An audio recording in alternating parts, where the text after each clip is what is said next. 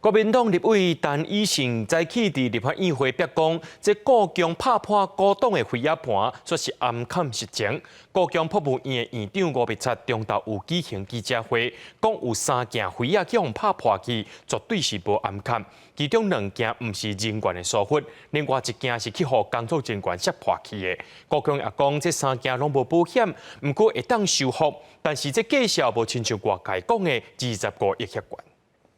图上这一张是清朝年间的一件陶瓷，因为这样一件国家珍宝，竟然被故宫人员给打破了。立委陈以信立法院讲，伊接到检举，讲故宫博物院有人讲破国宝，故宫院长所爱来保关喙，袂当点交做记录，伊要求行政院长追查，不过故宫也随背回。我在这里严正的澄清，绝没有这样的事情。大家都知道。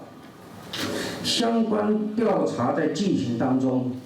以密件程序处理，并没有不当。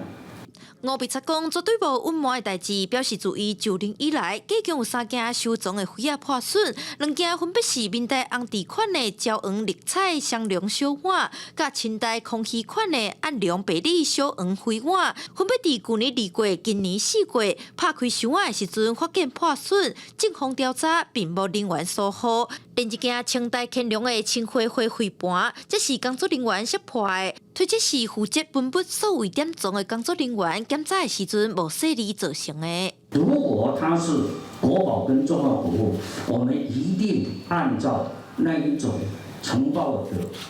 规定，甚至要呈报到文化部。但是这3件是在暂行分级里面的一般古物。吴必察表示，故宫的文物并无保险，目前2件破损的飞鸭，一件咧修好，一件咧等待修好，另一件爱当停发的定数走线才开始修好。不过3件都毋捌展示过。另外，因为飞鸭是用几若件放一鸭，也是几若鸭放一箱的方式保管，为着避免佫发生磕着的情形，已经编列每年的预算改善包装。记者电报李玉凯台北采访报道。